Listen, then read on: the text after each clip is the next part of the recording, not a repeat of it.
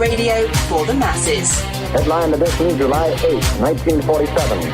The Army Air Forces has announced that a flying disc has been found and is now in the possession of the Army. If the game is rigged, change the game. Game changer.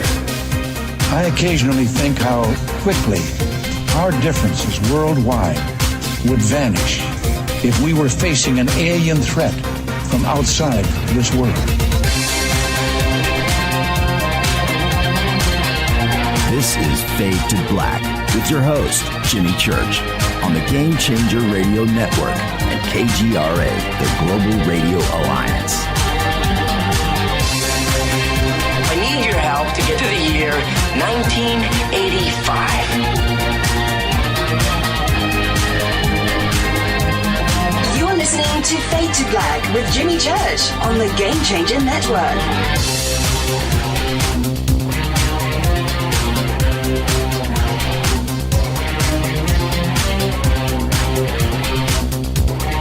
Good evening.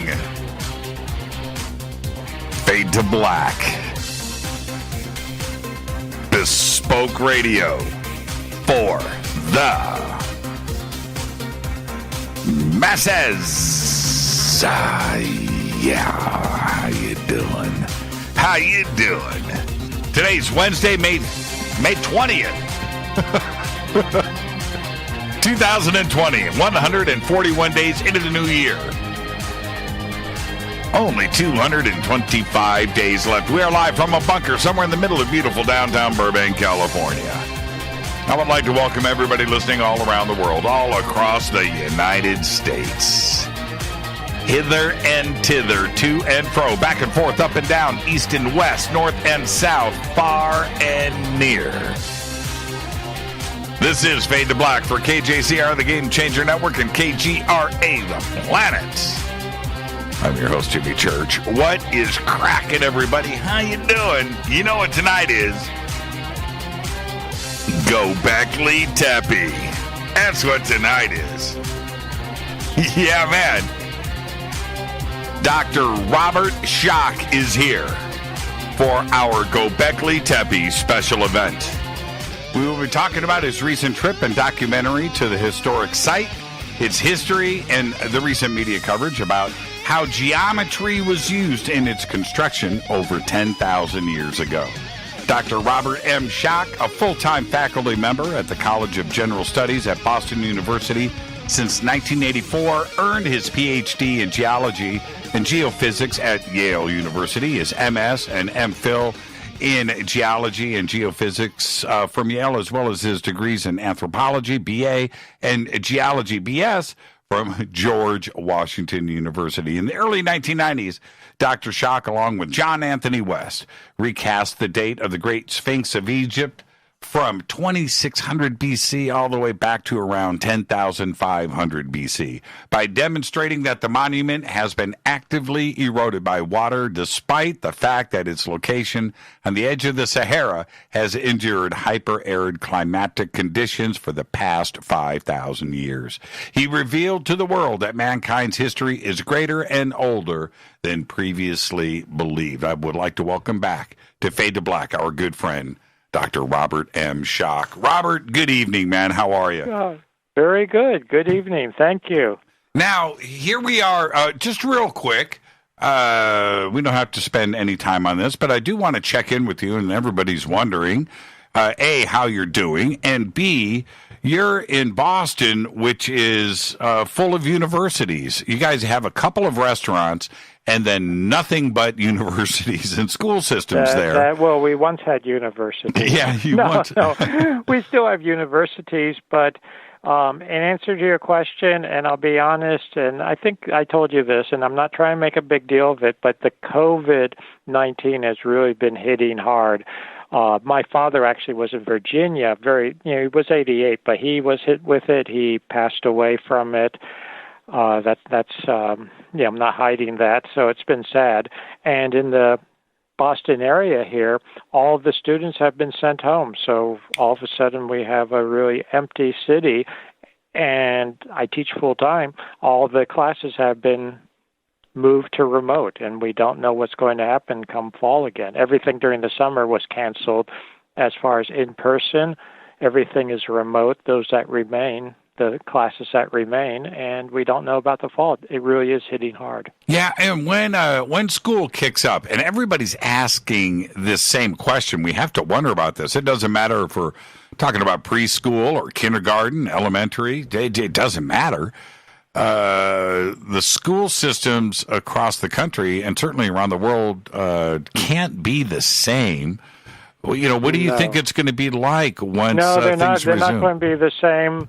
There's been a lot of discussion, at least that I've been a part of at the university level, that we're going to have incredible social distancing. We have classrooms that are not made for social distancing as is being asked for, et cetera. So we may have to start spreading students out. We're talking about, there's discussion of possibly going to a modified system, what they call mixed system, or mixed blend, where some of it is remote, online, some of it is in classroom. It's the world is going to be very different coming out of this, and I don't think it's going to end anytime too soon. It's not going to end completely. Yes, all the states are coming back right now. Not all of the restrictions, but there have been easing of restrictions, I believe, in every state now. Mm-hmm, mm-hmm. But it's not the same. We're still wearing masks here in Boston. It was only Monday that they started to ease up on some of the restrictions. Well, it's very different. And, I hate to say it, but it ties in with my own work in the sense, and Jimmy, you know that I'm not one of these doomsayers, preppers, trying to say that the world is going to end per se based on no particular evidence, but we know that nature, you can't control nature, and we had a major catastrophe at the end of the last ice age. We'll probably talk about that, which was solar-induced. And if we have something like that again, which I think we will eventually, it's going to make a pandemic like this look like nothing. Yeah, and the social distancing in schools, it's going to make cheating on tests really hard. Yeah. It's really going to change things. On the other hand, right now, I can tell you, and I'm being absolutely serious about this. I've looked at statistics for the last semester, because we just came out of the last semester, right? And grades are sky high. Why? Because there was, quote, compassion, and students were gone. They had to leave during the middle of the semester, so the grading standards were not the same, should we say? That's not going to stay the same. That's not going to stay that way. We've already. Wow, that's interesting. And yeah, it is. But a lot of people felt bad for students who all of a sudden, there were students, let me put it this way, there were students who went home on spring recess and were never allowed back on campus. So they literally went home. They didn't necessarily take their books. Some of them did not take their computers with them, et cetera, because they thought they'd be back in 3 days or a week. Right. And all of a sudden they can't come back, and their things are packaged up for them and held in storage until it can be sent to them.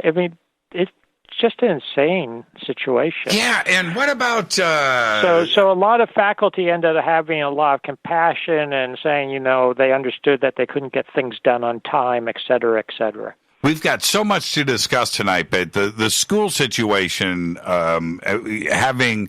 a tenured professor right here from Boston University, it's an opportunity for me to ask questions. And one of them is this. If I was a parent that just dropped $50,000 a year on a college for my child to attend that university, and now the experience of living and being at school and on campus is removed, do I get my money back? How does that work? Or right? Or not, right? Or not. Well, the answer is a mixture.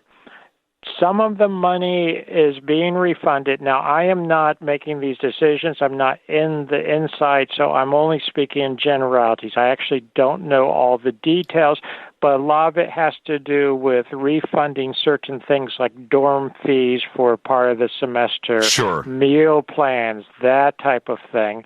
But on the other hand, and I'm not trying to defend either side one way or another. Right. On the other hand, tuition is paying faculty members who, whether they're doing it remotely or not, are still doing their jobs. And in fact, I can tell you from a faculty point of view, this is not easier on the faculty. This is much more difficult. It's a lot more time-consuming to do these things remotely. I'd much rather be in a classroom talking to the students and dealing with them in person. It's a much better experience for the students, but not to sound selfish, it's a lot easier dealing with students in person and trying to do it remotely and having meetings remotely with small groups of students or individually or trying to give lectures and trying to get feedback and deal. It's at least 5 to 10 times as much work in time, if nothing else. Yeah, well, in person, you get to crack somebody with a wooden yardstick, too. Oh, well, I know. I use meter sticks. But I'll tell you a quick story. I shouldn't do this, but when I first started teaching, I once had an unruly group of students, and it was in a lab, and I had a yardstick. Yep. So I decided I would bang it on the desk in front of me to get their attention. Yes. And I did that. I think it was a old yardstick, and maybe I was just a little too rough. And, I'm not a big burly like you are, rough and tough guy. So this is not like me normally, but I smacked on the table just to make a sound. It went splintering into all kinds of pieces. And they were now... that class, they were the mildest, meekest, quietest class for the rest of the semester. Right on. I'm glad it's still being done. Well, okay, this is a great way because you just brought up the last ice age. And as we get into this discussion tonight, we've got lots of exciting things to go over. And Gobekli Tepe is important to you and I so much. It's very important. I need to say one thing, can I? Sure. Because I heard your comments, your introduction to me, but I actually tuned in for the half hour beforehand, so I heard what you were talking about, which is incredibly interesting. But I don't want to say you made a mistake, but you said how Gobekli Tepe overturned things because it's so much older. I 100% agree, but you also know that I was talking about civilization going back much earlier, and of course you mentioned that in the introduction with the Sphinx, so I do believe this all ties together, and Gobekli Tepe confirms what John Anthony West and I have been saying for a very long time. Yeah, there's no question about it. And coming on the eve of you coming on the show, and I want the audience to know that Robert and I have been planning this now for a few weeks. This isn't something that was decided on yesterday. And so in that period, over the last 3 weeks, this big announcement popped up about the solar minimum and that we are now entering a grand solar minimum. And this is something that most people have never heard of before. With all of the global warming conversations, whether it's natural or man-made and what is inducing it, that part of it can be left out. The point is, global warming is a discussion that has been going on for a long time. Now we have to talk about this grand solar minimum. And when you go and read through this, where they talk about these cycles of time, and it's right there, every 11,000 years, right? And you're reading and you're going, okay, here we go, right?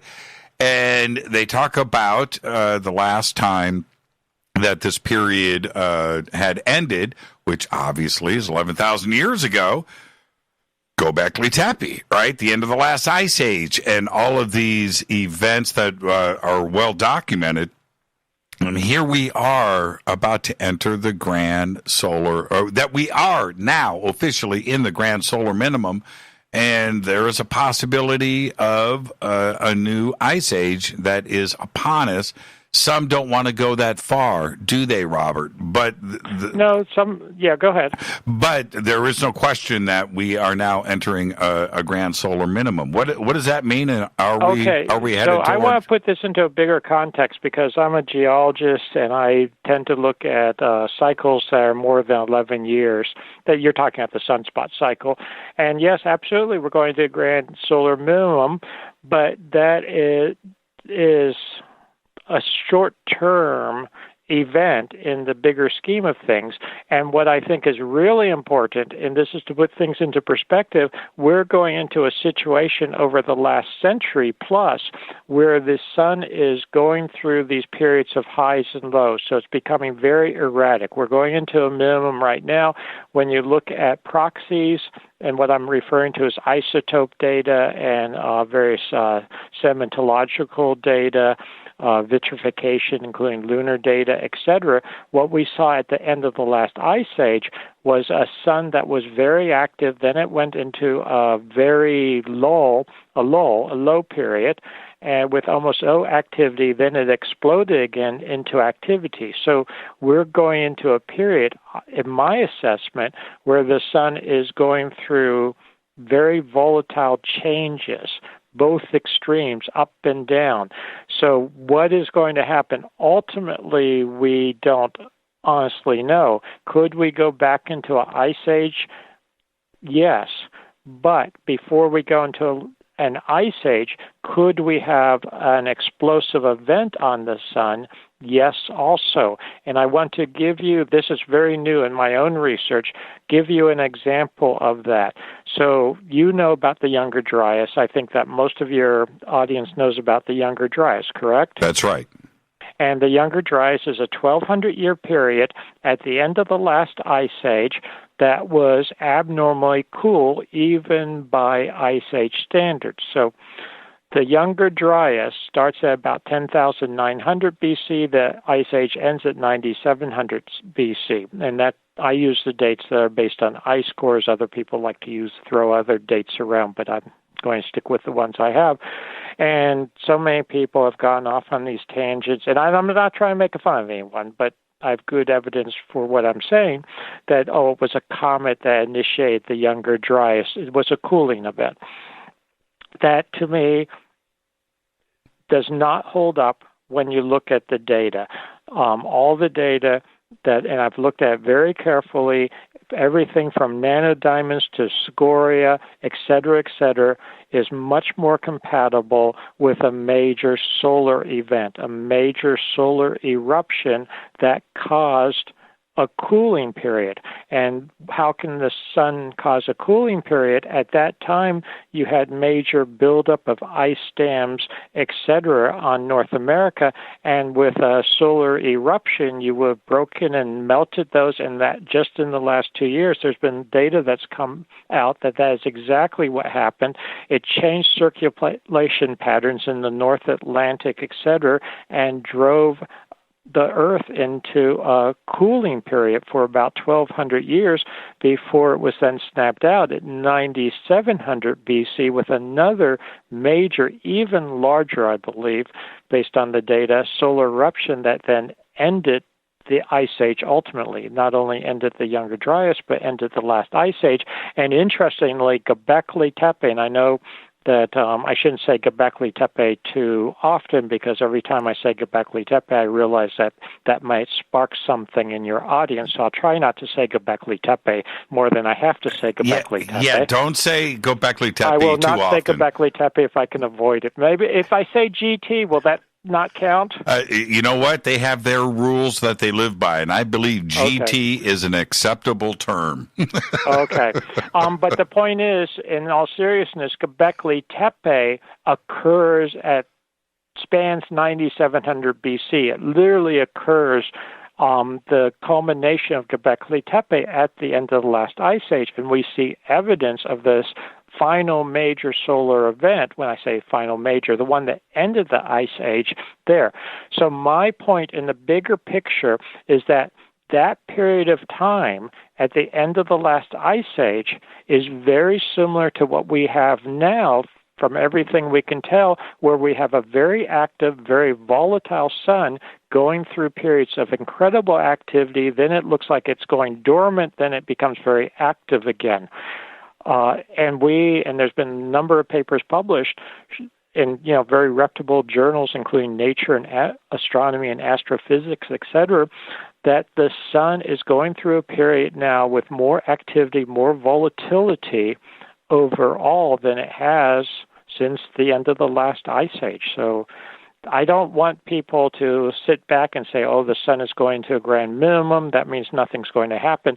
In fact, when it goes into that period, it's almost like, and I'll use a sort of anthropomorphic analogy, it's almost like it's holding its breath or about to sneeze but doesn't. Right. And then eventually it lets it out.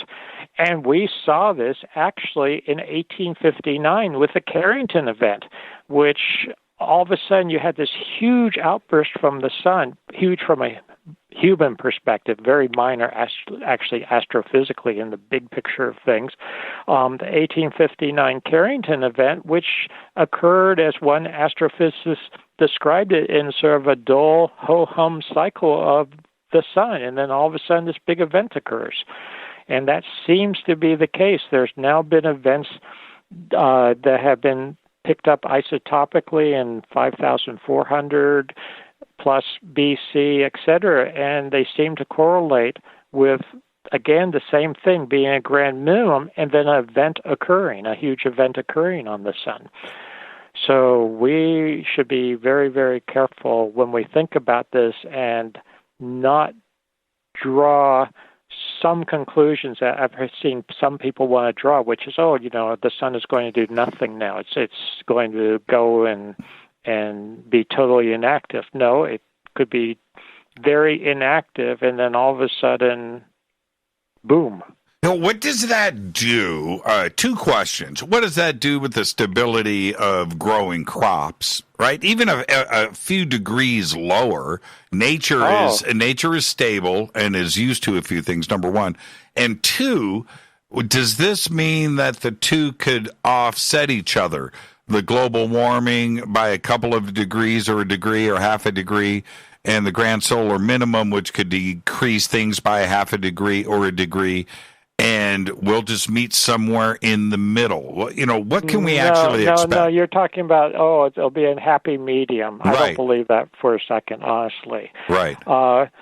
Because what you end up getting, and this ties in with what I was just talking about, what you end up getting is a lot of volatility, and you get cold, hot, that type of thing. Even now, you get sometimes heat spells locally and cold snaps locally, because what's happening is you're getting a lot more disruption in the atmospheric system and in the global circulation system, including the oceans, which moderates and modulates temperature quite a bit. So you get a lot of again, I'll use the term volatility and change. And what you want for growing seasons, nice growing seasons, is regularity. You don't want all of a sudden hot, cold. Hot, cold. You don't all of a sudden want warm, dry in terms of precipitation and rain. And what we're getting now is a lot of volatility. Look at what happened. Where is it? These dams that just broke? In Michigan, yes. In the news today. Right. And that was because of too much rain, right, as I understand it. And all of a sudden, they just couldn't hold it. The ground gets absolutely soaked, et cetera, et cetera. So you don't want these extremes. You don't want these changes back and forth. You want nice, moderate consistency, especially not just for growing seasons, for natural ecosystems. Natural ecosystems can handle things better, but we don't use natural ecosystems to raise our food nowadays. We do agriculture. We do artificial agriculture, so much monocropping, big business, big industry agriculture, and the slightest little blip can just wipe that out completely. The season's a little too long, a little too cold, a little too dry, a little too hot, and we are at a we humans with 7.6, 7.7 billion or whatever. I don't even think we actually know how many humans are on Earth because some of the counts may be undercounting, but somewhere in that range, approaching 8 billion. I mean, we're just stretching everything to the limits. And again, I don't want to sound the wrong way, but this COVID-19 issue in America right now, I think shows how we just don't have the stockpiles and resources. Everything has gone to just in time, produce it just as quickly, only as quickly as you need it, etc. We don't have the backup and the support and the stocks on hand if something fails.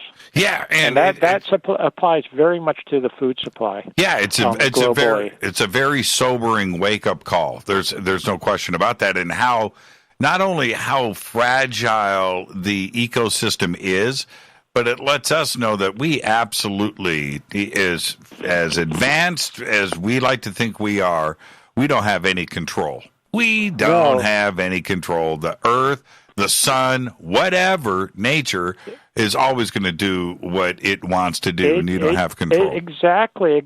And I do want to stress once again, the ecosystems are very, very fragile, but natural ecosystems can be fragile. The human-created artificial ecosystems that we call agriculture, etc., are even more fragile. And then we're doing all kinds of stupid things like destroying the base of the terrestrial ecosystems. What I'm referring to is soil. I was talking to Katie, my wife. You know Katie.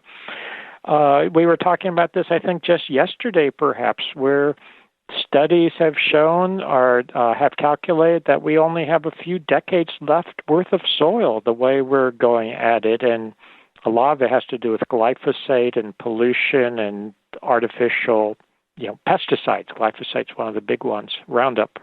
Well, and this is we are just, This is a great segue. We're going to head to a break right here, but this is a great segue into not only Gobekli Tepe, but the origins of Gobekli Tepe and the ending of the construction of Gobekli Tepe. Everything is connected. Our guest tonight, Dr. Robert Schoch. Let's take our break right here. I am your host, Jimmy Church. It's our Gobekli Tepe special event. Stay right there. We'll be right back. Dr. Robert M. Schoch. His website is right there at jimmychurchradio.com. You can click on it. And my email is jimmy@jimmychurchradio.com, and Twitter is @jchurchradio. You can join the conversation at hashtag F2B. I'll be right back. Stay with us.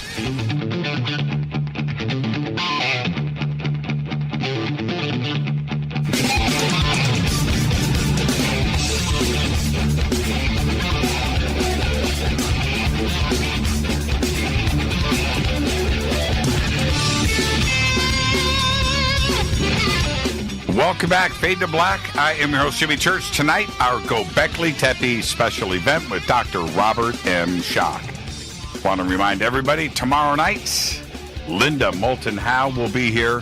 We're going to talk about all of her latest research with coronavirus and COVID-19, but tonight it is Dr. Robert M. Schoch. Now, Robert, you just got back from what is now modern-day Turkey and the site there at Gobekli Tepe where you were shooting a documentary.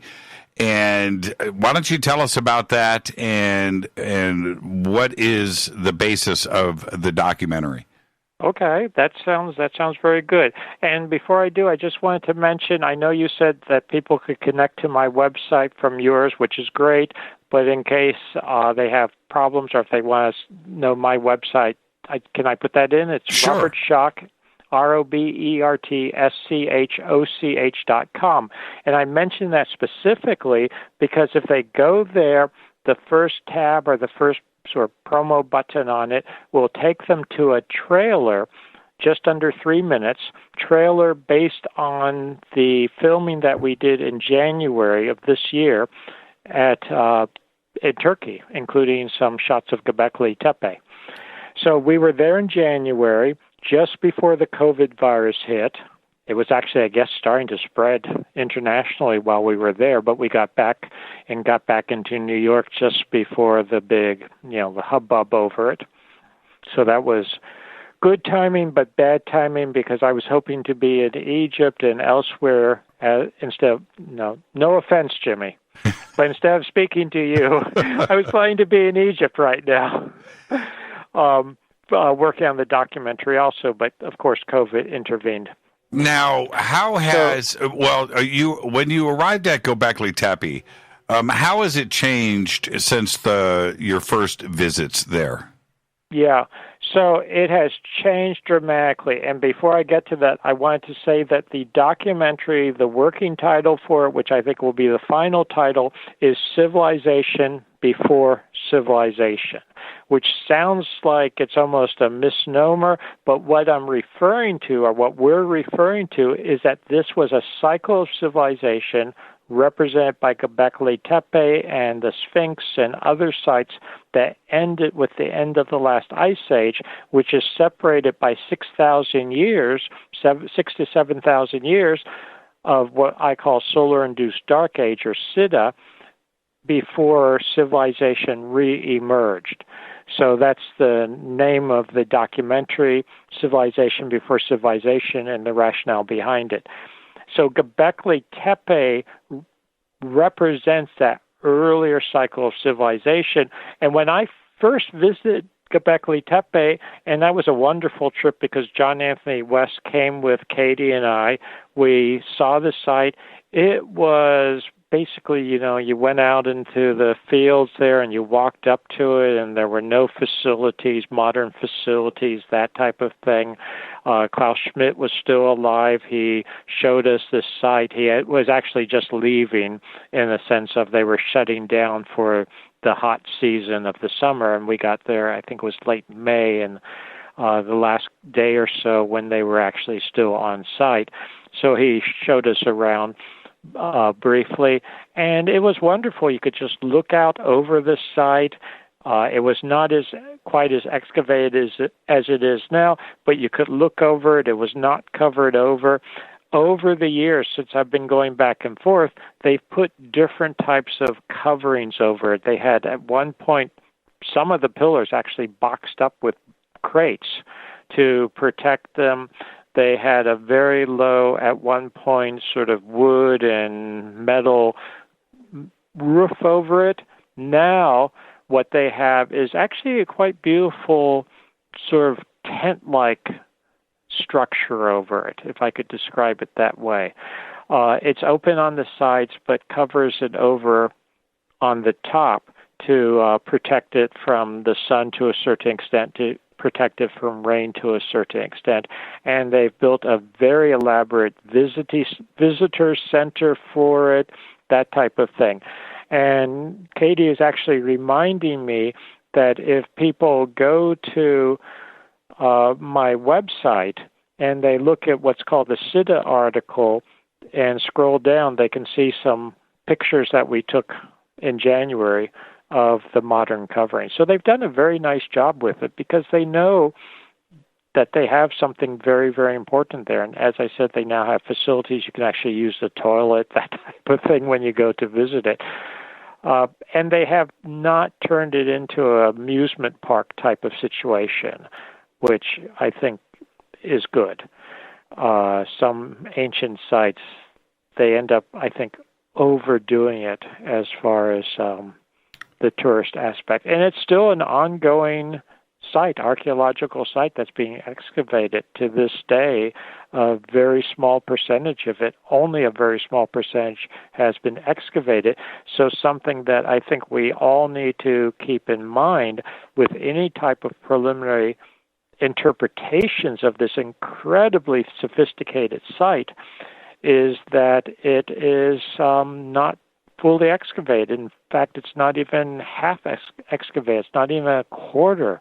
To this day, a lot of people estimate, based on the geophysics, of how many stone enclosures are there, how many circles of these megalithic stones might be there based on geophysics, that only 5% or so may have been uncovered. And you look out from Gobekli Tepe, and there are all these other hills around there, which Klaus Schmidt, I remember him saying this very distinctly, he thought that many of those, if not all of them, were other artificial low mountains, if you would, low hills and mountains that have sites under them. And so far it's been demonstrated with preliminary studies that he may well be right. So we're talking a huge complex going back 12,000 years, and it on so many levels just boggles the mind. Well, with Gobekli Tepe, and let's actually start the conversation here. Its location is modern-day Turkey, but historically speaking, it is located in the middle of the Armenian highlands, and which stretched, from sea to sea, right, from east to west across a huge swath right there of the Middle East, and bordering to the north, which would be another section of what is now modern-day Russia or the Soviet Union and even China. But that being said, historically, that is the foundation, and everybody wants to know who built it. Well, we have to look at the civilizations that were there and what has resulted since then over the last 11,000 years, don't we? Yeah, and see, I think you bring up a couple of interesting points. Historically, I don't disagree with you that was part of that region, but then historically, so many other people have tried to claim it too. Just so that everyone knows, and I think your audience knows, Gobekli Tepe is in modern Turkey, of course, and Gobekli Tepe is a Turkish name for it. The Armenians tend to use a different term for it. They tend to call it Portasar, if I'm pronouncing that correctly. But essentially, the two terms mean essentially the same thing. Can be translated as navel or hill with a navel, referring to it as being some kind of center or origin, very similar to the Omphalos at Delphi, the Greek concept of the navel or the center of the world. So it's carried a lot of, should we say, sacred religious significance for people in recent times. But I want to get back to, and this ties in with the documentary, and I'm not trying to push the documentary right now, although I'd love people to contribute to it because we need to raise money for the educational documentary, and it's a nonprofit that we're doing it with Oracle. Oracle is Organization for the Research of Ancient Cultures. But getting back to the documentary's title, it's Civilization Before Civilization. So everything that most people think in terms of Armenians or Turkish or Kurdistan or Syria, and I was about to say Gobekli Tepe is very close to the Syrian border. When you're at Gobekli Tepe, if you know what you're looking at, you can see structures in Syria when you look south. That's how close it is to the modern Syrian border. So it's in this part of the world that so many different civilizations have tried to claim over time, and they've invaded and reinvaded, et cetera, et cetera. So Jimmy, I'm not denying anything you just said because you were absolutely correct. But the point I really want to make is that all of those ethnic groups and civilizations are from the round of civilization, the current civilization as I see it as a geologist, the last 5,000 years. When we then push back to before the end of the last ice age, another 7,000 years, I don't know what those people called themselves. I don't know what terms they were thinking in terms of their ethnicity or their nationality, that type of thing. And I do think there's a lot of evidence that some of the traditions carried on through time, carried through that dark period from the end of the last ice age and the fall of the earlier cycle of civilization that ended 9700 BC or thereabouts. There were traditions, there were glimmerings, there were things that were carried through during that solar-induced dark age, that period of Siddha, and re-sparked civilization in northern Mesopotamia, which is what we're talking about. And then it spread, and I agree with all that. But when you start pushing the boundaries back to the end of the last ice age, I don't know who they were or what they were. I have the same issue with Egypt, or not the same issue. People have had the same issue with me, that the Sphinx, the origins of the Sphinx, and it was a lioness, not a Sphinx originally, going back to the end of the last ice age and just before that.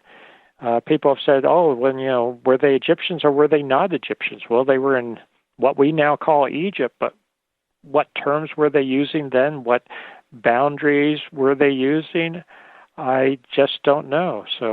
We get it's interesting. I think when we trace these things back, I like to think of it as we want to unify ourselves, that this is a global heritage that's important to all of us. When we start to unpack the symbolism that is all over Gobekli Tepe, one of the greatest parts about Gobekli Tepe is there is stuff there that is saying something to us today.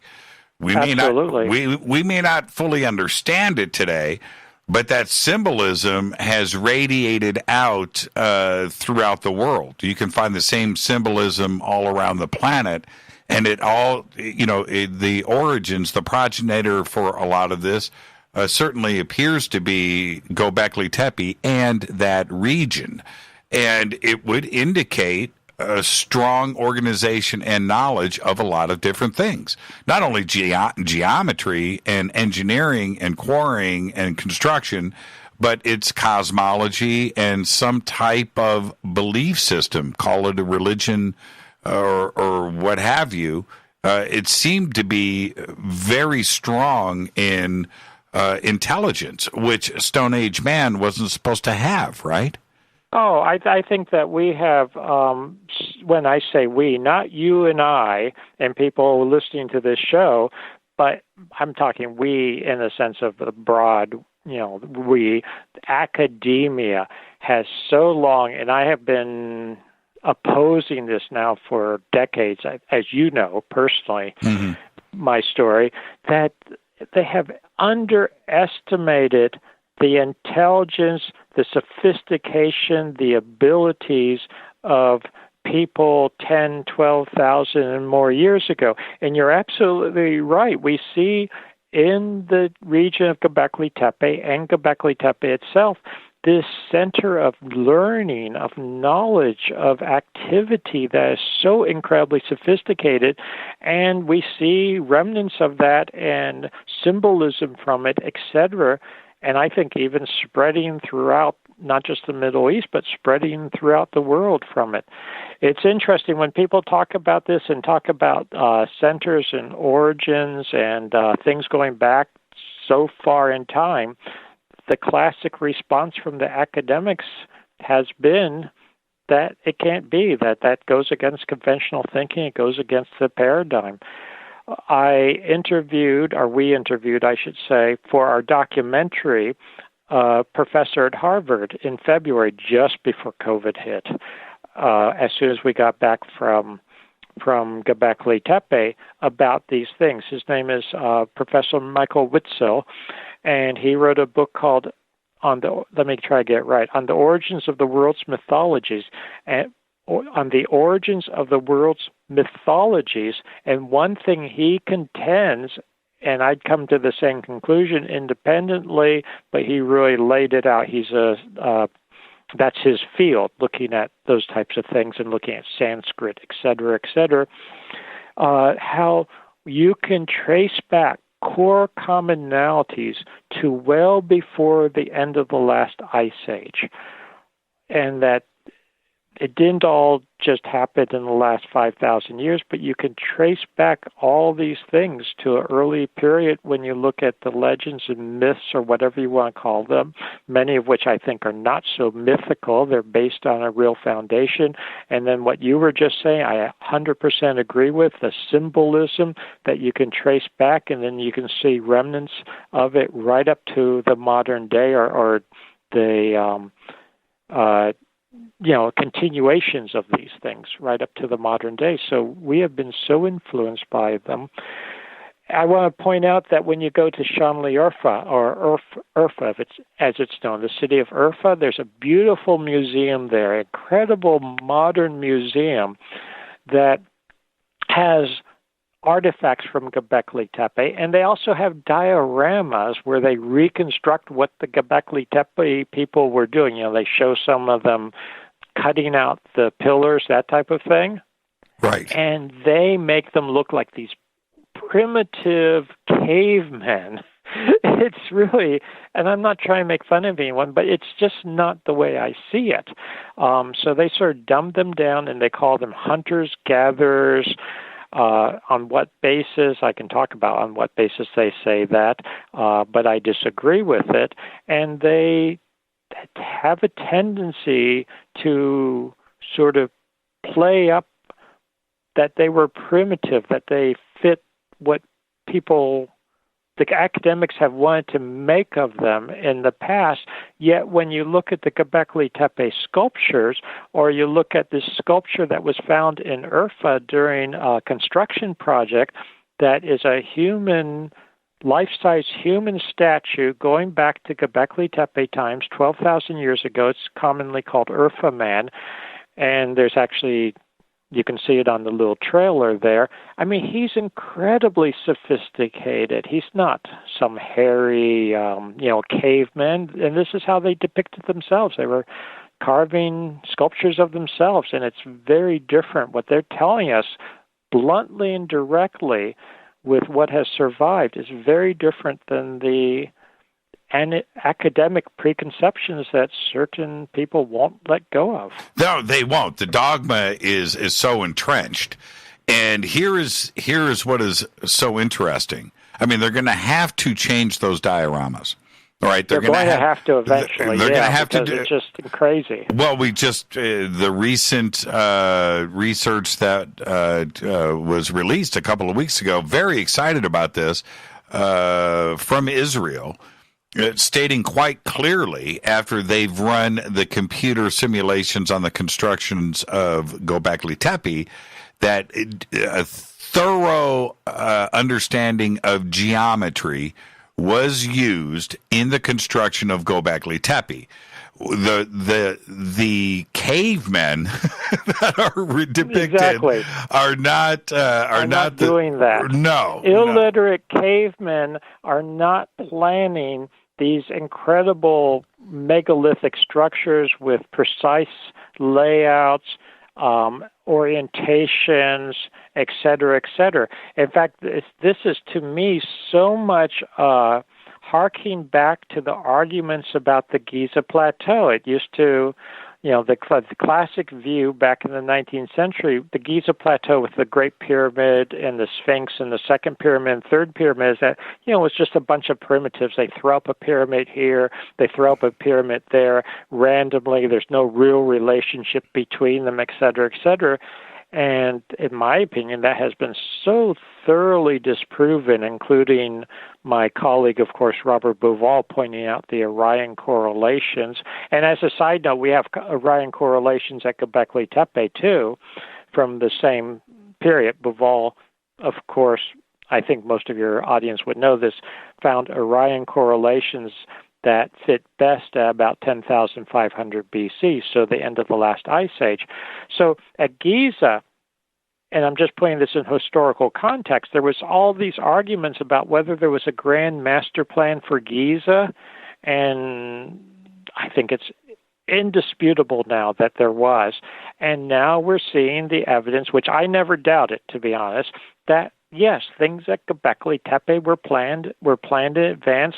When they built one structure and then built another structure, they looked at the first structure they built and they oriented things relative to it, etc. But yeah, this is not primitive. And also, I think you have to assume or have to understand that they had to be passing down information and plans, etc.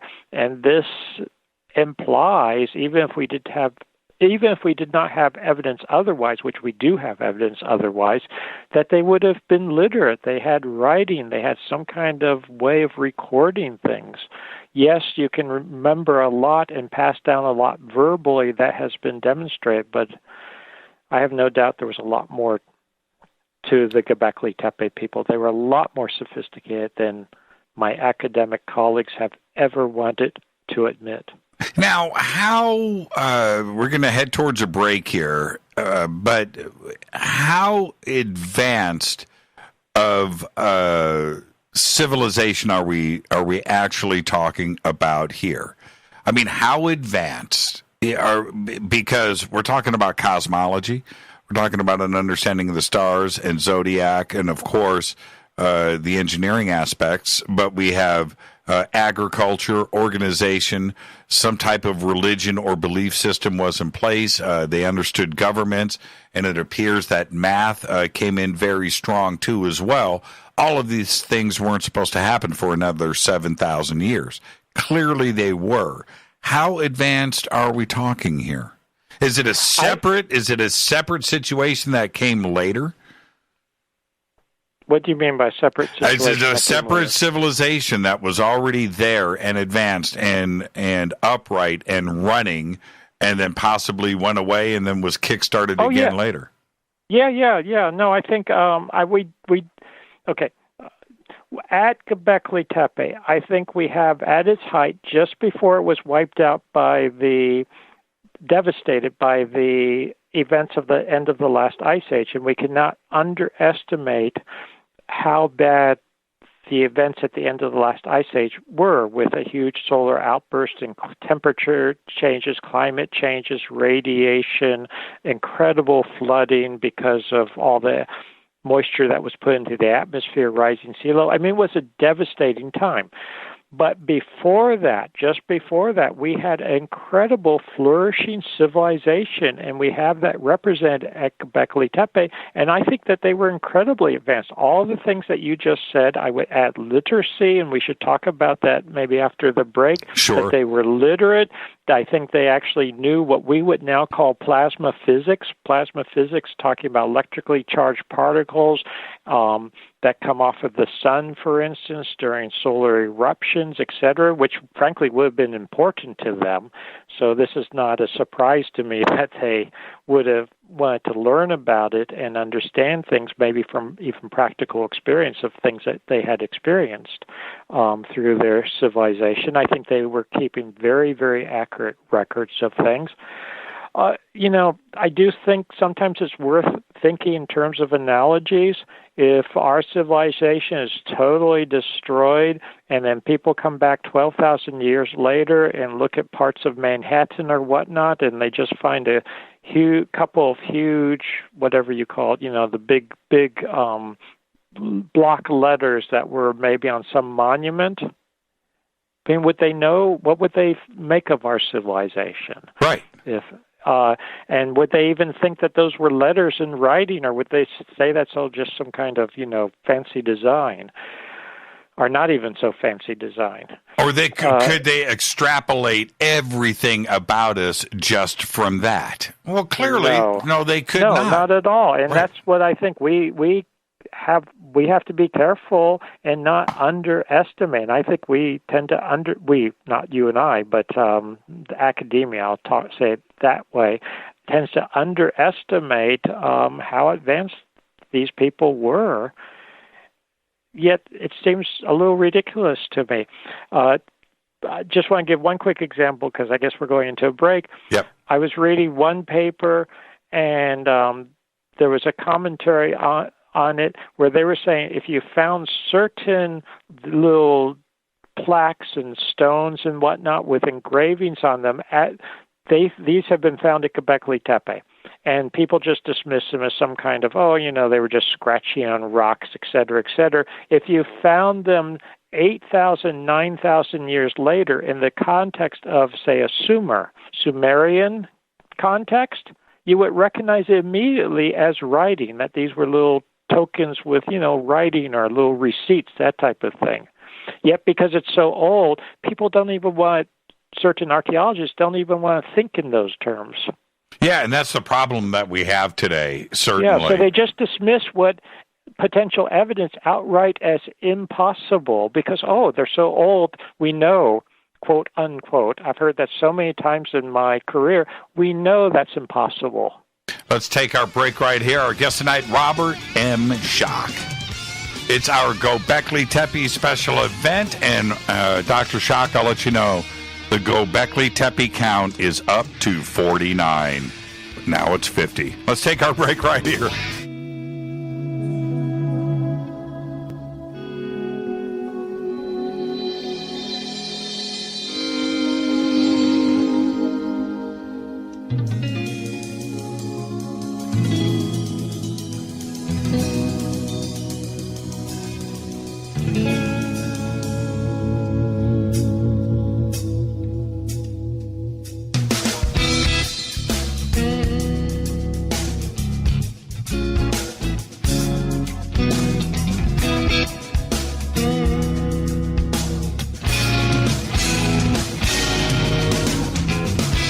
Welcome back. Fade to Black. I'm your host, Jimmy Church. Our guest tonight, Dr. Robert M. Schoch. This is our annual Gobekli Tepe special event.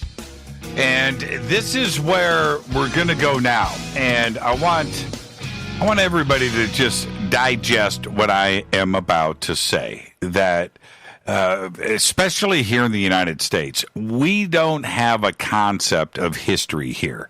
History to us is how old is the McDonald's down the street and when it was built. We don't have a concept of history. It's a country that's barely 200 years old. But in that part of the world around Gobekli Tepe and certainly Egypt and Mesopotamia and Persia and heading over to Armenia, things are really old.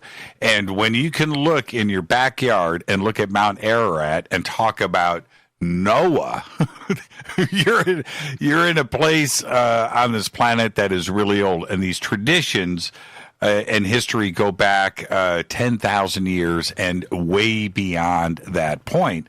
And this is something that the people in those regions fully understand. We don't have a concept here in the United States and in the modern world. It just doesn't work that way. That being said, there are things that stem off of Gobekli Tepe that reach into ancient Sumer, the tales of Gilgamesh, the Great Flood, things that Dr. Schoch, you've been talking about for a long time, and certainly Graham Hancock and Robert Bauval and others have been talking about these oral traditions that have been handed down. All of this can also point back to some of the representations that is there in the symbology at Gobekli Tepe, right? Oh, yeah, I think a lot of it can go back to that earlier period, and a lot of it goes back to what they were suffering from, or when I say suffering from, what they experienced. So I've never, there are lots of different interpretations of some of the things you were just mentioning, the Noachian flood and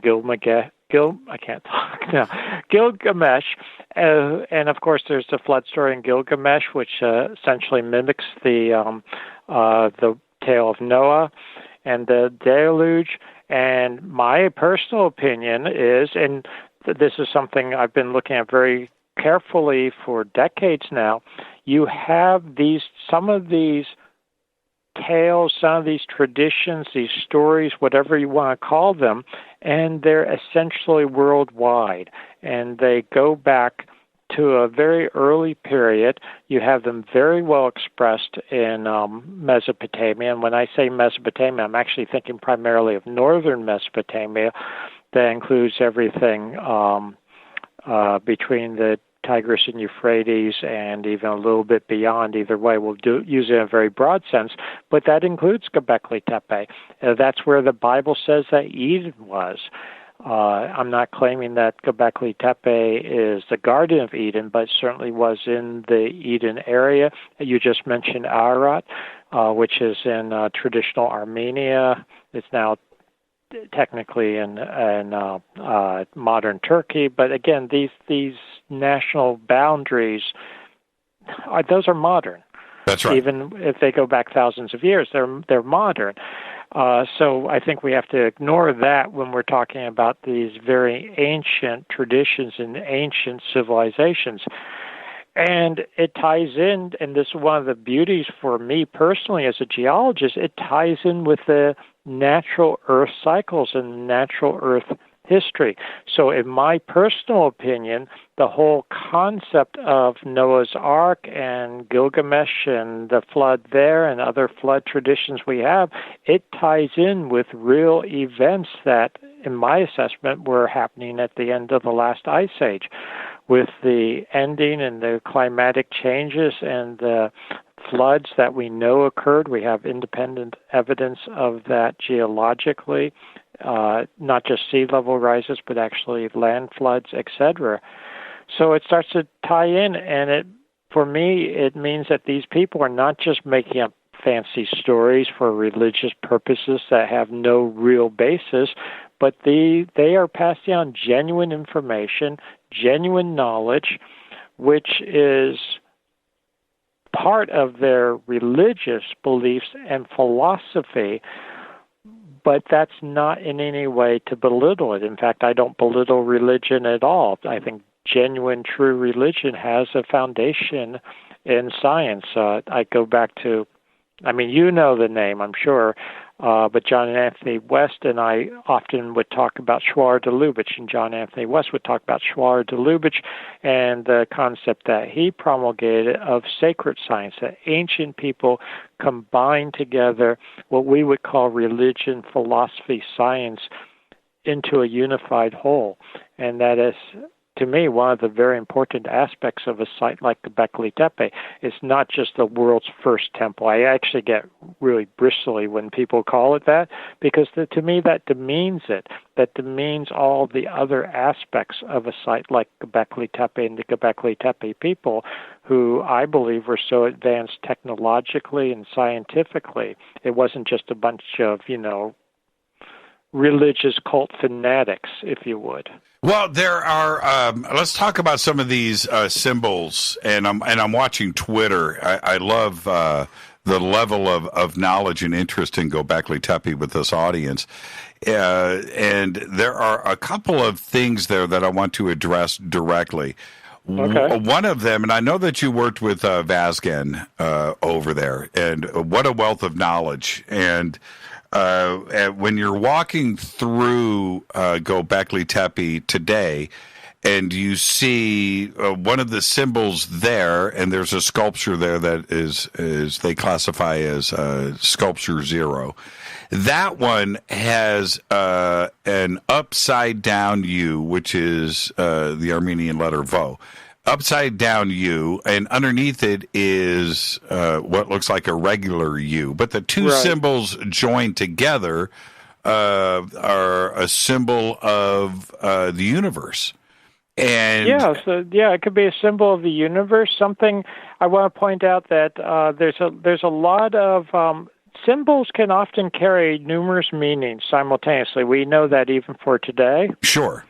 And they're very powerful. You can actually, I once got very upset when I was attending a lecture, and the guy went on and on about, if you can't say it in words, then it doesn't exist, or I forget how he said it. No, in fact, I would disagree with that. There are some things, some concepts that you can express in art and symbolism, etc., in non-just linear words, that are very, very powerful, very expressive, but you can't necessarily put them into words that you can say over a radio program, not to put down a radio program.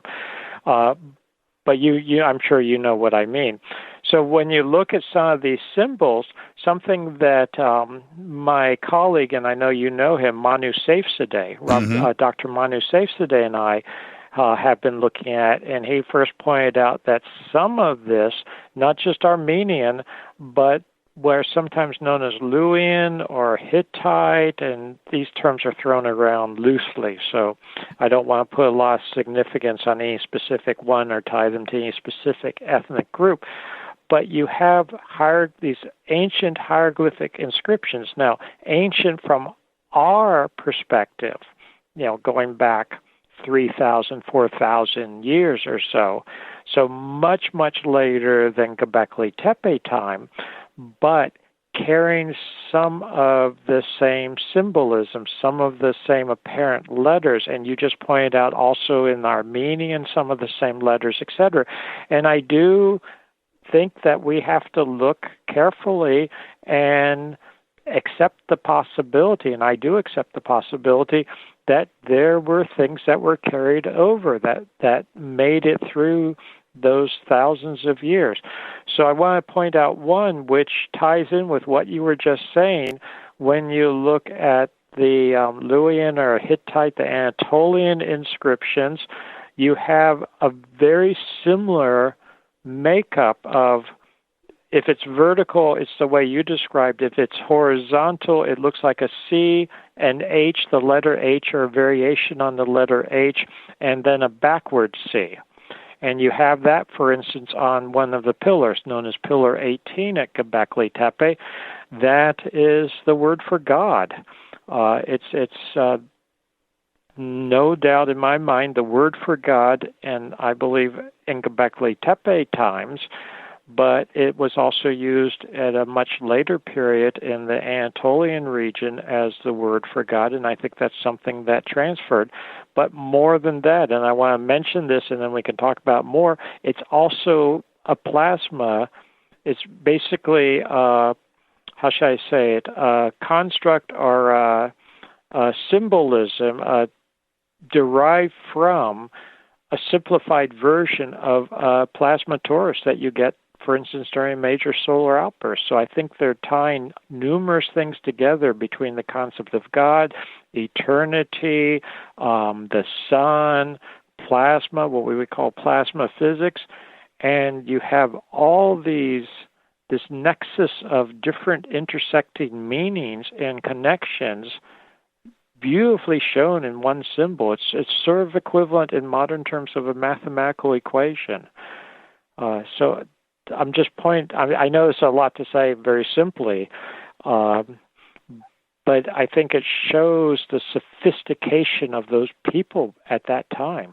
Now, when we are trying to understand how complex this culture must have been, not probably, not maybe, must have been. Definitely. Right. And they were not I wanted to make a quick point. They were not just simple hunter-gatherers, as so many people say. They were bound by symbolism that connected them. I mean, they were talking about, we're talking sophisticated thinking here and complex abstract thinking. So many of my archaeological colleagues, they say, well, to have true civilization, you have to have megalithic structures, you have to have settlement and cities, you have to have writing. And they would say, oh, well, the Gobekli Tepe people didn't have writing, they weren't that sophisticated, they didn't have cities because we haven't found them yet. And then they sort of want to poo-poo, if I could use that term, dismiss the obvious megalithic structures that we see. But I would say they had absolutely all three of them. They had writing. As I was starting to describe, they had incredibly sophisticated megalithic structures, as we were just talking about, and laid out according to sophisticated ground plans and engineering. And where were they living? Where were their cities?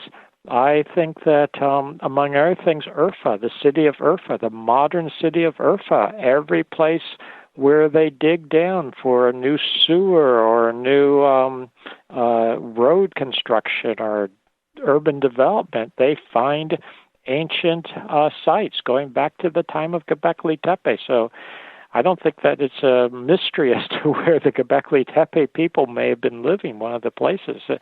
Urfa may be one of the most oldest continuously inhabited areas in the world. You were just mentioning that. I mean, things 2,000 years old in Urfa, that's nothing. That's nothing.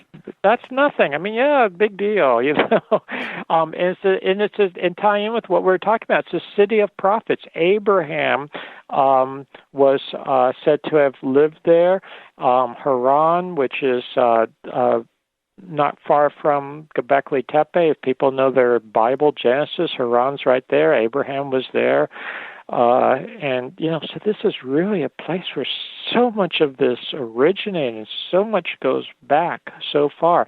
I wanted to point out, if people want to read about this in detail, and I'm not trying to put plugs in for myself, but if they go to my website, robertschoch.com, and look at the tabs, they'll find one for an article called God in the Sun, the writing at Gobekli Tepe. God and the Sun, the writing at Gobekli Tepe.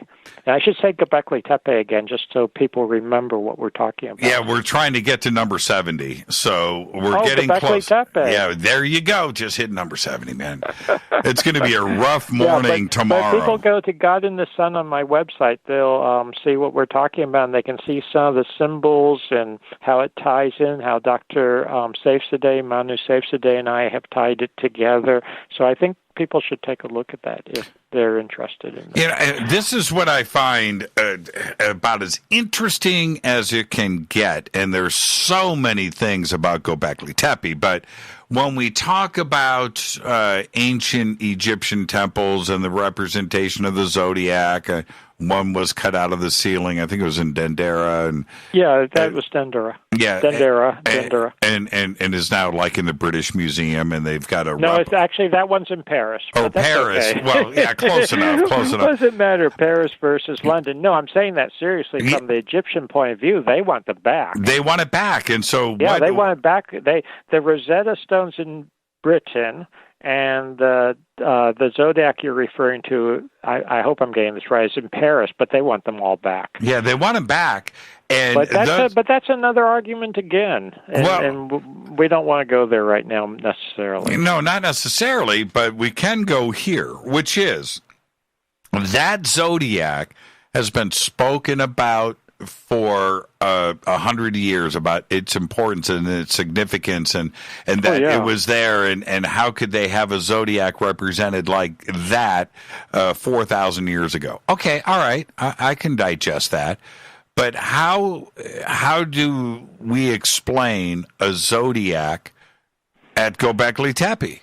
Right? Well, wait. Why do we have to? Here we fall into the trap, I think, of why do we have to even say how can we explain? The Gobekli Tepe people, and I have no doubt in my mind, I mean, they were as smart as us, they were as intelligent as us, they were capable of making just as good observations as us, maybe better.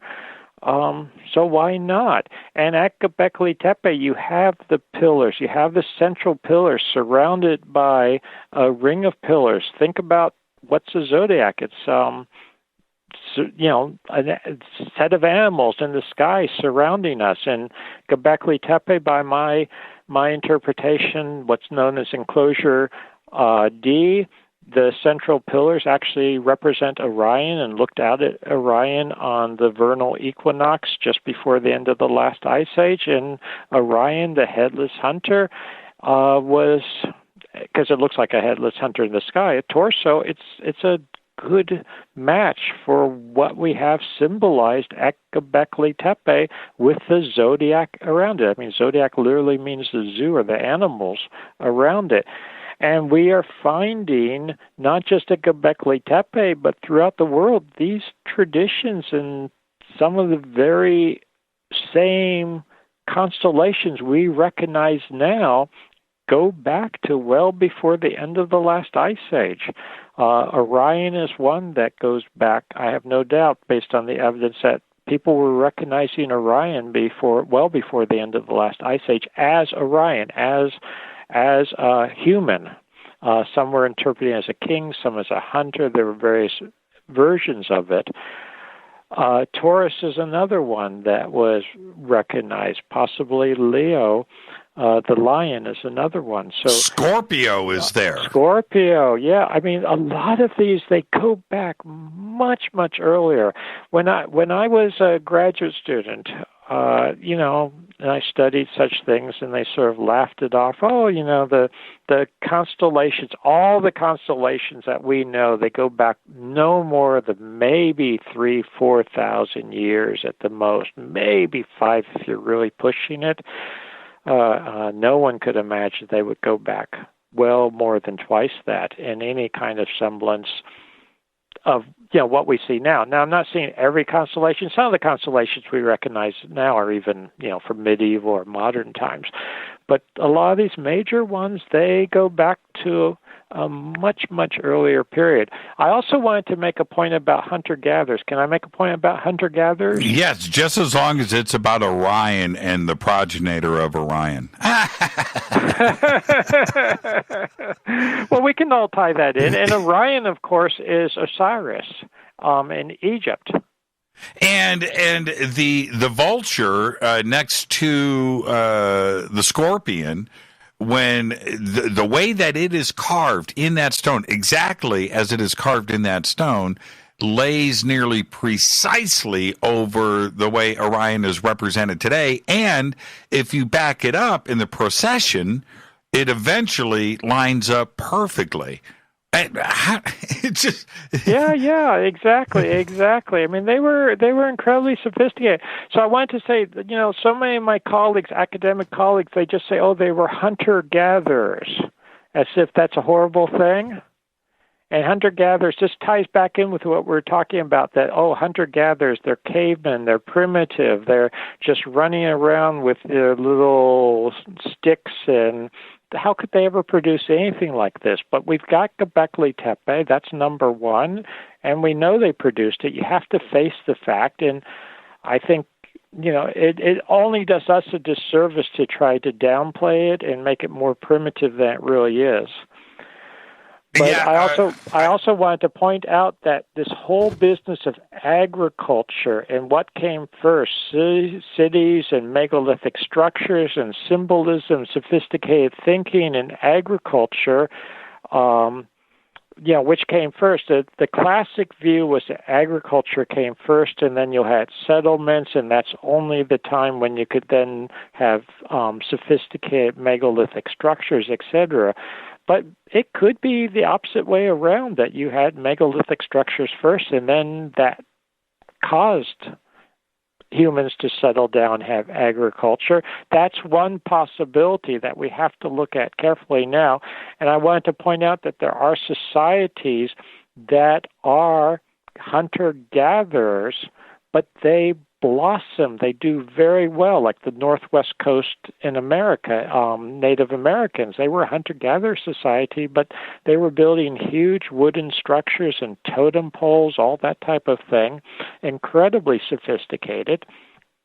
But then there's another aspect to it, which is maybe the Gobekli Tepe people did have cultivation, agriculture, that type of thing, because there's a lot of evidence that this actually could go back much earlier than anyone suspected, because in the archaeological record, the way they recognize agriculture typically is by looking at grains and cereals and essentially what I would call as a geologist subfossil remains, and they look to see if they've been modified and domesticated.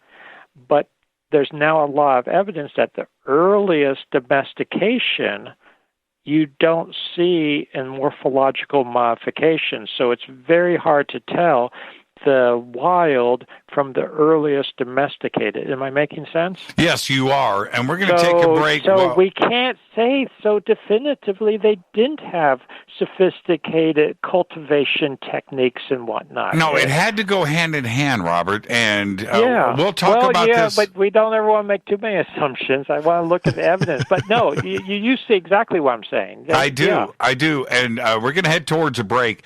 And I want to make a correction with the vulture. It was Cygnus, not Orion. I just got all excited there. Let's take our break. No. Actually, there's a bunch of Orion correlations. Cygnus is a whole different thing. Yes, it is. We won't go there too far. No, we can. It's too technical, but you were actually right with both. Because what you have, I'll just say this quickly, when you're looking at Orion on one side, Cygnus is in the opposite, basically. There you go. Let's take our break right here. Our guest tonight, Dr. Robert M. Schoch.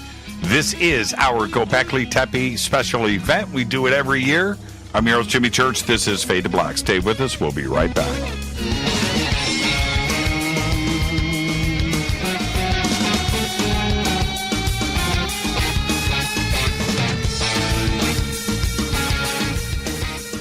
Welcome back, Fade to Black. I am your host, Jimmy Church. Tonight, Dr. Robert M. Schoch.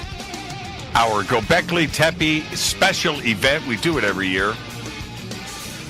Probably the most important, significant site to date that has been found. And you know why I say that, Dr. Schoch? I say this for one reason and one reason only. I'm forced to. And I'm forced to because of what you and John Anthony West went through back in 1992 in San Diego, when it was presented very directly, there is nothing before Giza.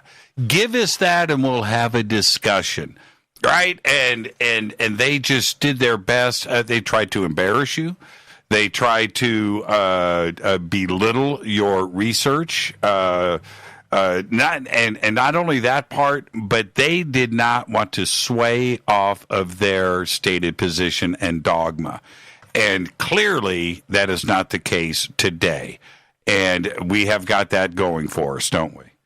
Oh, absolutely. I agree with you. And I agree with you about how important Gobekli Tepe is. There's no doubt in my mind. And I'm saying that not just because it confirms what we were talking, when I say we, John Anthony West and I were talking about back then, because again, to remind people if they don't, or to inform them if they don't know about it, we were talking about, I was presenting the evidence for the older Sphinx, the origins of the Sphinx, going back to what I would now call earlier cycle of civilization, going back to that very remote period before Gobekli Tepe, before a single stone of Gobekli Tepe had been excavated. Technically, it had been discovered, but people didn't know what it was. When you read the very early literature on Gobekli Tepe, they're dismissing it as maybe even Greco-Roman or Byzantine. They had no clue until Klaus Schmidt started excavating it, looking at it and then excavating it, that it went back to such a remote period. So when we were talking about that in the early 1990s, literally Gobekli Tepe was not on the map. It's not, and I want to emphasize this, it was not a situation where I was ignorant of it or unaware of it. No one knew about it in that sense. No one knew that there was going to be this site that would ultimately confirm how far back sophisticated civilization goes. So yes, it's probably the single most important site from that perspective. Now, what does this do to Egyptologists? And, we can bring up Zahi Hawass, his famous rant that was caught on video when he said, I don't know. It makes them very angry. Right. When he said, I don't even know what Gobekli Tepe is. He never heard of it. He didn't know what it was, despite the fact that he and I had discussed it. Right. And does this... But he has I guess, when you're such a brilliant man with so many responsibilities, a few minor discussions with someone like myself, I can understand he would totally forget it. Yeah, forget it. Not important. Especially if it was one of the most significant sites in the world archaeologically, and he's an archaeologist. Of course, he would forget it. Now we were I just can be nasty. I like I like him a lot. You're being very kind, actually. But going back to where we were right before the break, there for me, when you look at a site like Gobekli Tepe, any megalithic site like that of such sophistication, you have to look at other things. And I do in a logistical sense. I think about the population. I think about feeding, clothing, housing, organization, leadership. All of that has to come into play. The site doesn't build itself. There has to be a support structure around it, and it has to be organized. And that had to have happened with Gobekli Tepe. There is no other way to look at it, right? Oh, absolutely, absolutely. And I can't help but think right now, when I first came out with the Sphinx being older, one of my critics, archaeologist who's, honestly, I don't remember the name right now, said, I think it was a she, said that, the people back then, they didn't have the willpower, they didn't have the organizational abilities, etc., to carve a sphinx or a proto-sphinx. It's exactly what you're talking about. And back then, they just, quote, knew, quote, unquote, that was impossible. But, if it exists, you have to assume all that. It has to be the case, and Gobekli Tepe proves that. Now, okay, let's, I want to, I ask this question often in a general sense, but if you were presenting evidence in court when it comes to Gobekli Tepe, what is the first thing that you're going to push to the center of the table representing Gobekli Tepe? What do you mean if I'm presenting? Well, okay, first off, I have to say I don't like the court analogy for science because that's not the way you do science. But I know where you're coming from. And I wanted to also point out that, there's been a lot of academics ignoring Gobekli Tepe because they just don't want to deal with it psychologically. They say that the evidence is too strong, not too weak, and, it just overthrows them. Actually, Ian Hodder said something to that effect, who I have a lot of respect for. He did a lot of work at Çatalhöyük, for instance, which is a more recent site, and I bring this up on purpose, and it ties in with what you just asked me. So you have a site like Çatalhöyük, which is essentially mud brick buildings all piled on top of each other, and it was, when it was first found, considered incredibly old. It goes back 5,000-6,000 BC, etc. So it's in between Gobekli Tepe and Egypt, Sumer, but it's quite primitive and really primitive compared to Gobekli Tepe that is thousands of years earlier. So if I were in a court of law making the case for Gobekli Tepe, I would point out evidence like that here at Gobekli Tepe we have incredible megalithic structures, beautifully carved, beautifully oriented, and you have nothing like that for thousands of years afterwards.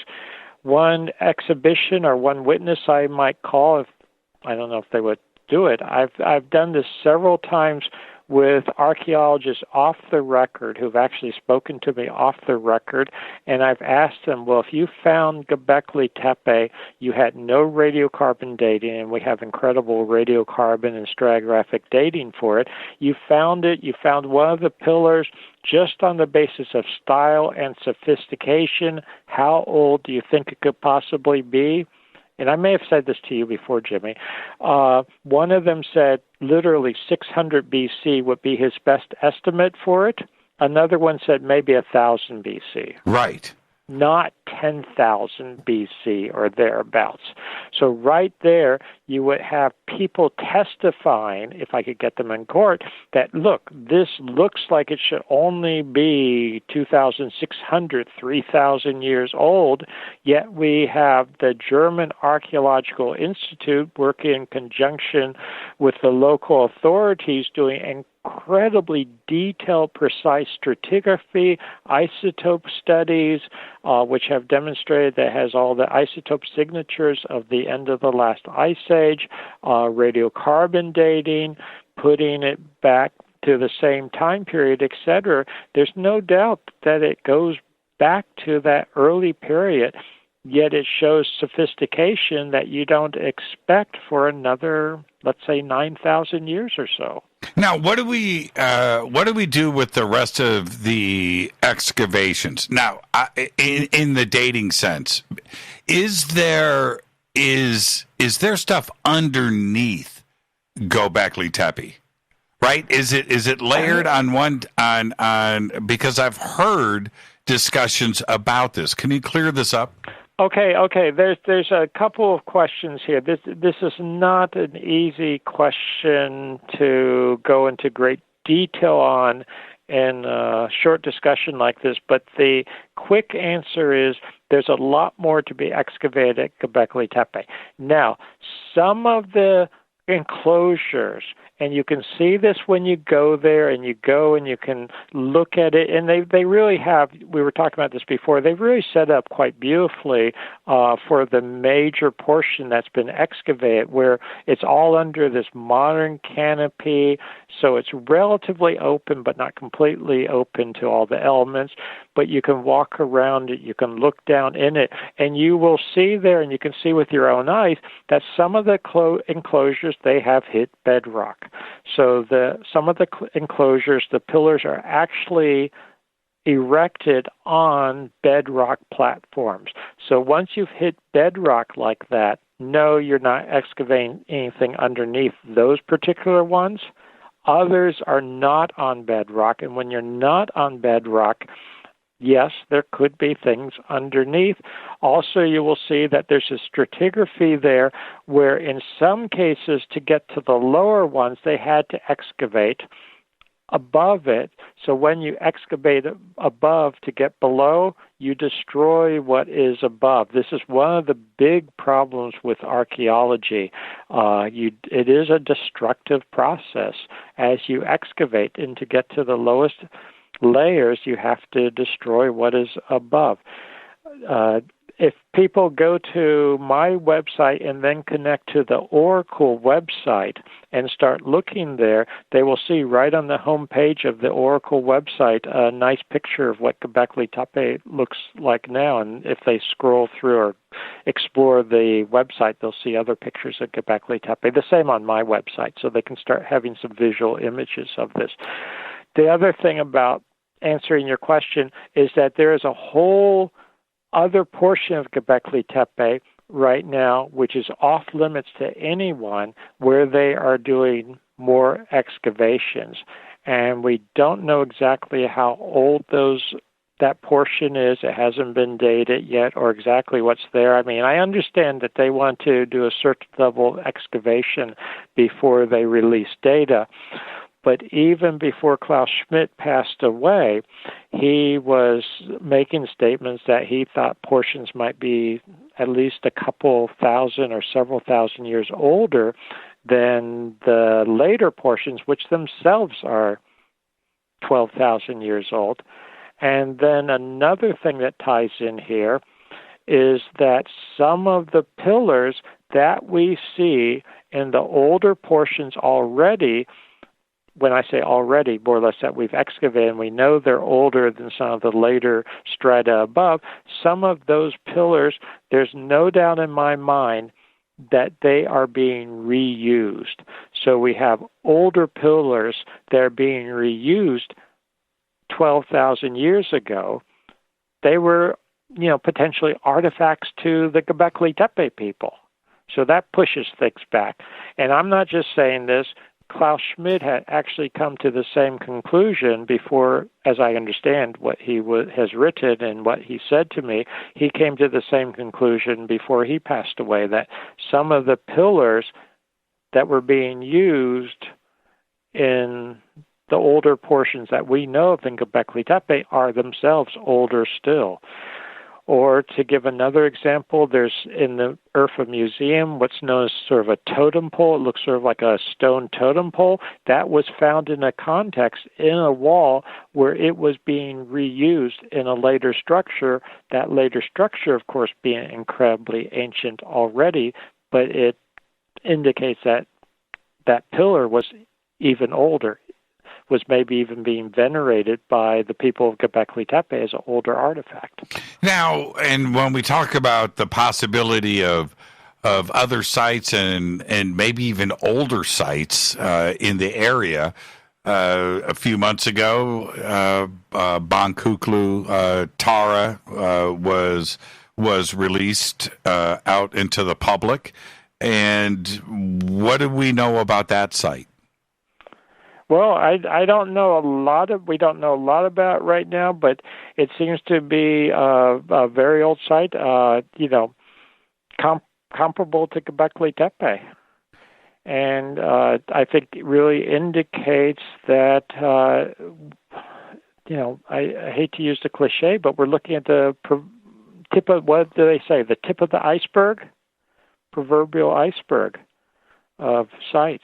Is it representing the possibility that this, I'm going to just say belief system, right? This tradition of Gobekli Tepe could have been part of the culture going across the land, where Gobekli Tepe wasn't a singular situation, that this was an established belief system across the highlands.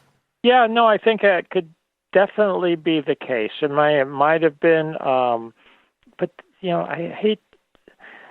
Here's the problem I have personally: when archaeologists don't know what something is, they tend to call it a temple, and that turns into a religious site and belief system. Or if it's not a temple, then it becomes a tomb. It's a temple or a tomb, which I think sometimes not nullifies, but it simplifies what probably for the people, which was a much more complex system, if that makes sense. It does. So I don't want to denigrate it too much in the sense of trying to oversimplify it, but in terms of a philosophy of belief,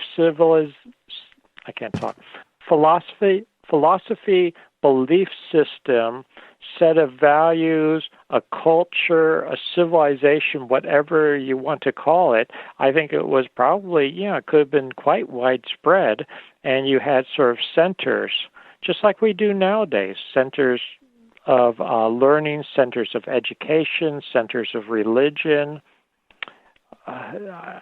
It's hard to know, because I also don't want to impose our system and values too much on those people, but we can draw analogies. Well, and I want, before we're going to say goodnight, there is, it's not just Gobekli Tepe for me personally, and I've brought this up many times over the years, and that is Karahunj. And, yes, in Armenia. Yes, and it's a situation there where, yes, the similarities with Stonehenge are there, because of what they represent. That's fine. But Karahunj is different. It's a definite astronomical observation site with holes that are drilled through the upright megalithic stones that you align and look through and observe constellations and stars through them. Again, it predates Stonehenge by a couple of thousand years. And it represents a knowledge and a technology that they clearly understood, didn't they? Yeah. No, but now I think this is an interesting topic because Stonehenge, and you are talking the traditional dating for Stonehenge, and all of these sites, and my assessment as I've been looking at them, a lot of them, how do I want to say this? Just like the Sphinx, they were used and they were reused and they were rebuilt. One of the beauties of Gobekli Tepe is that it wasn't reused and rebuilt. It was buried purposefully. So it actually has retained a certain pristine aspect to it, versus Stonehenge has been mucked about with. The Sphinx was certainly that case. But where I'm going with this is that you're correct about the traditional dates of Stonehenge, but there were other structures there, and this has now been demonstrated, going back thousands of years earlier. So we seem to have this level of sophistication in many parts of the world at a very, very early age. Now, whether it's Armenia, whether it's Gobekli Tepe, whether it's Stonehenge, even going into parts of the Americas, Gunung Padang, I'm convinced, in Java, and Katie and I had the chance to visit that site a few years ago. We have, I think, globally indications of high culture and civilization, a high level of sophistication going back to this remote period. Well, let me jump in and see if I can make a point. And you can let me know if I'm just stepping way out of bounds. But is it possible that the ideas and possibly pagan, okay, I want to use that word specifically, with Carahunge and Stonehenge, is it possible that there was a migration of people across, through and over Europe, over to Great Britain, where the construction of Stonehenge happened, possibly from the same culture, from the same ideas that were done over in Carahunge a couple of thousand years before? I've actually, I'm not going to judge personally right now on this radio program whether that's the case or not, because I think we have not enough evidence and data points to say definitively. But on the other hand, you are not the first person that I've heard suggest this. Based on good data. But we don't have a lot of data points. In which way does a migration go, et cetera, et cetera? I tend to think right now, based on the evidence that we have, is that you have interconnection, should I say that, between the different areas. You have exchange of ideas, exchange of information. So was it physically people migrating and resettling, or just being in contact with each other? I don't know. But I think we certainly have to look at those possibilities.